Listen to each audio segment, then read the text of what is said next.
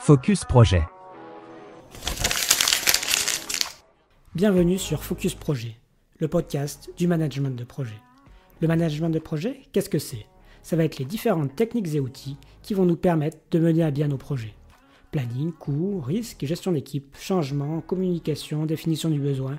Au fil des épisodes, on va voir tout cela ensemble. Alors que tu sois le directeur de projet de la prochaine Gigafactory ou que tu te retrouves à t'occuper des projets de ton entreprise en plus de ton travail, abonne-toi. Ce podcast va simplifier la réussite de tes projets. En France, on parle beaucoup de maîtrise d'œuvre et de maîtrise d'ouvrage. Si comme moi, il n'y a pas si longtemps, vous avez du mal à vous y retrouver dans ces notions, ou que vous voulez juste une piqûre de rappel pour y voir plus clair, on fait aujourd'hui le point ensemble. Tout d'abord, voyons d'où viennent ces notions. Déjà, ce qu'il faut comprendre, c'est que c'est des termes et des notions qui sont très franco-françaises et qu'on peut retrouver éventuellement dans certains pays francophones où la France a eu une influence en termes de politique et de réglementation, comme en Afrique. Mais dans les pays anglophones, on ne va pas retrouver ce type de notion, ou en tout cas pas de cette matière-là. D'où ça vient ? Déjà, ce sont des notions qui sont à la base issues de la loi MOP, pour maîtrise d'œuvre publique. Cette loi a été remplacée par le Code de la commande publique il y a quelques années. Donc, ce sont deux notions qui sont définies dans la loi. Dans ce cadre-là, elles sont valables principalement pour des constructions et des infrastructures. Pourquoi cela et d'où ça vient ?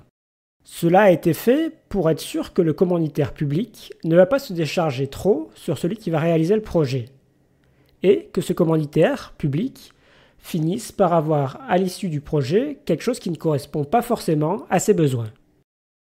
D'une certaine manière, c'est pour éviter que celui qui va fournir et réaliser les ouvrages ou le projet propose des solutions qui soient orientées du fait de ses intérêts et que ces solutions, au final, ne correspondent pas forcément aux besoins. Le but, c'est d'éviter que les solutions proposées par l'entité en charge de réaliser le projet se retrouvent à guider la définition du projet. Derrière cela, l'idée c'est d'arriver à bien séparer d'un côté la partie qui correspond à la définition du besoin et qui va être dédiée à la maîtrise d'ouvrage, et de l'autre, la réalisation et la mise en œuvre du projet qui va être le rôle de la maîtrise d'œuvre. Donc déjà là, de la manière dont je l'ai résumé, cela nous donne une idée de ce à quoi correspondent ces deux notions. Maintenant que l'on a dit ça, comment définir la maîtrise d'œuvre et la maîtrise d'ouvrage ?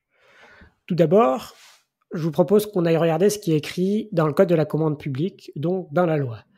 Pour y revenir, si on commence par le maître d'œuvre, l'article L 2431-1 dit que la mission de la maîtrise d'œuvre est une mission globale qui doit permettre d'apporter une réponse architecturale, technique et économique au programme défini par le maître d'ouvrage pour la réalisation d'une opération. La mission de maîtrise d'œuvre est distincte de celle confiée aux opérateurs économiques chargés des travaux, sous réserve des dispositions relatives aux marchés globaux du chapitre 1er du titre 7 du livre 1er. Ce dernier donne des exceptions. Cette définition est complétée par l'article L 2431-3. Pour les ouvrages de bâtiment, une mission de base est confiée au titulaire du marché public de maîtrise d'œuvre qui comprend l'ensemble des éléments de mission définis par voie réglementaire et permet au maître d'œuvre de réaliser la synthèse architecturale des objectifs et des contraintes du programme et de s'assurer du respect, lors de l'exécution de l'ouvrage, des études qu'il a effectuées. Au maître d'ouvrage de s'assurer de la qualité de l'ouvrage et du respect du programme, ainsi que de procéder à la consultation des opérateurs économiques chargés des travaux et à l'attribution des marchés publics de travaux. Le contenu de cette mission de base peut varier lorsque le maître d'ouvrage fait intervenir dès l'établissement des études d'avant-projet un opérateur économique chargé des travaux ou un fournisseur de produits industriels, ou lorsque les études d'exécution sont confiées en tout ou partie à des opérateurs économiques chargés des travaux.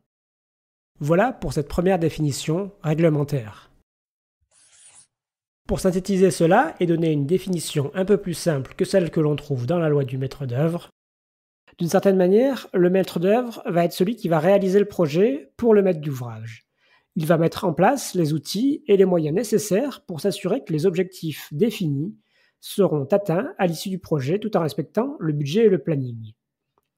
C'est d'une certaine manière celui qui va apporter son savoir-faire technique pour mener à bien le projet. Par contre, comme on le voit dans la loi, c'est pas forcément celui qui va tout réaliser, qui va réaliser les constructions ou dans d'autres cas, qui va réaliser le travail en lui-même. C'est celui qui va coordonner l'ensemble des corps de métier pour s'assurer de livrer le produit en temps et en heure qui correspond aux attentes et aux besoins qui vont être définis par le maître d'ouvrage. Passons maintenant au maître d'ouvrage. Pour revenir à la définition réglementaire, l'article L 2411-1 énonce « Les maîtres d'ouvrage sont les responsables principaux de l'ouvrage ». L'article L 2421-1 les attributions du maître d'ouvrage qui, pour chaque opération envisagée, s'assure préalablement de la faisabilité et de son opportunité sont les suivantes. 1. La détermination de sa localisation. 2. L'élaboration du programme défini à l'article L 2421-2. 3. La fixation de l'enveloppe financière prévisionnelle. 4. Le financement de l'opération. 5. Le choix du processus selon lequel l'ouvrage sera réalisé.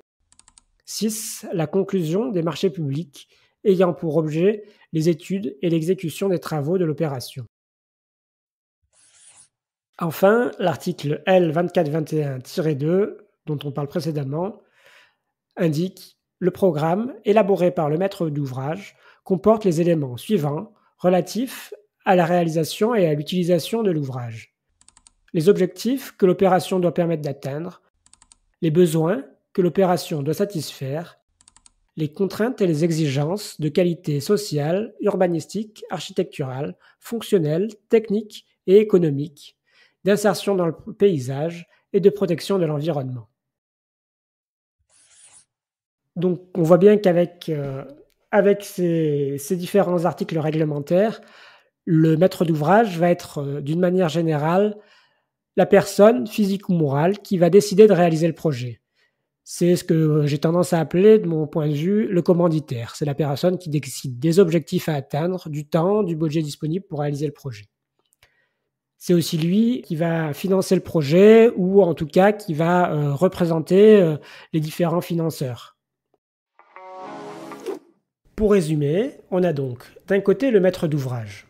C'est celui qui va définir ce que l'on va réaliser, l'ouvrage en lui-même. Pour rappel, dans le cadre de la loi, cela s'applique à des bâtiments et des infrastructures, donc d'une manière générale, des ouvrages de génie civil. C'est le maître d'ouvrage qui va définir le besoin, les contraintes, ainsi que le cadre du projet et de sa réalisation. D'un autre côté, le maître d'œuvre va être celui qui va faire les études et mener à bien pour réaliser ou faire réaliser tout ce qu'il faut pour que l'ouvrage puisse sortir de terre. C'est lui qui va mettre en œuvre tout ce qui est nécessaire pour cela. Mon moyen mémotechnique, pour savoir qui fait quoi, le maître d'œuvre, c'est celui qui met en œuvre le projet. Le maître d'ouvrage, c'est celui qui définit l'ouvrage à réaliser.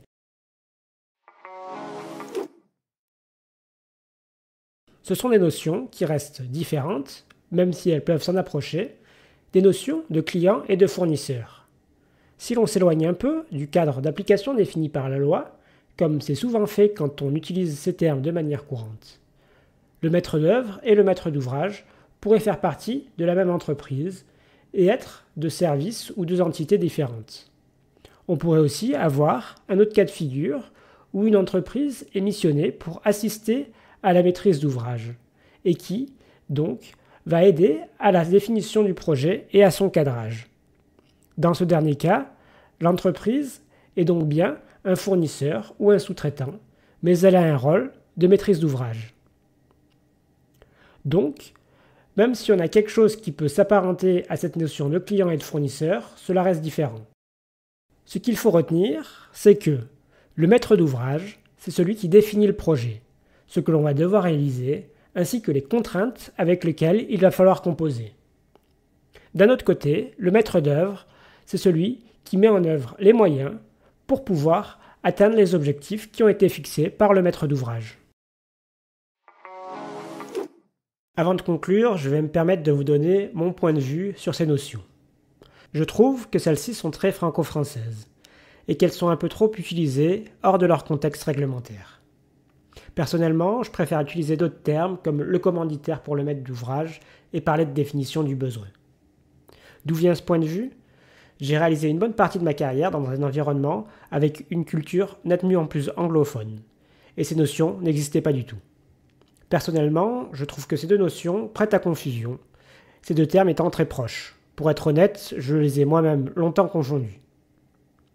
Je trouve que ces notions sont pertinentes dans le contexte qui est défini précédemment dans la loi MOP et maintenant dans le Code de la commande publique. Donc, dans le cadre de commandes publiques, appliquées à des ouvrages, des bâtiments ou des infrastructures.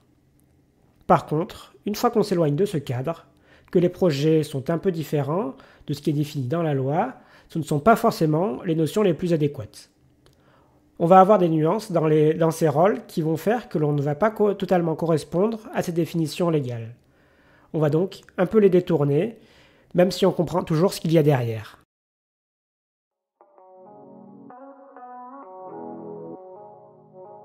Pour conclure cet épisode, commençons par les points clés à retenir. Tout d'abord, ce sont des notions franco-françaises.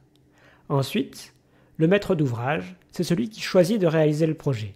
Il va définir le besoin, fixer les objectifs et les contraintes. Le maître d'œuvre, lui, va mener à bien le projet pour répondre à ses besoins, ses objectifs et ses contraintes qui auront été fixés par le maître d'ouvrage. Pour finir, mon moyen mémotechnique pour se rappeler qui fait quoi. Le maître d'ouvrage, c'est celui qui va définir l'ouvrage au sens de bâtiment, de génie civil, l'ouvrage qu'il faut réaliser. Le maître d'œuvre, c'est celui qui met en œuvre les moyens nécessaires pour réaliser le projet. Voilà, j'espère que cet épisode vous permet de mieux comprendre ce que sont le maître d'œuvre et le maître d'ouvrage et que vous arriverez maintenant à moins les confondre. Vous avez des questions, un point de vue différent sur ces notions ? Venez le partager sur LinkedIn. Cet épisode vous a plu ? Abonnez-vous à Focus Projet sur votre plateforme préférée et parlez-en autour de vous. À bientôt sur Focus Projet.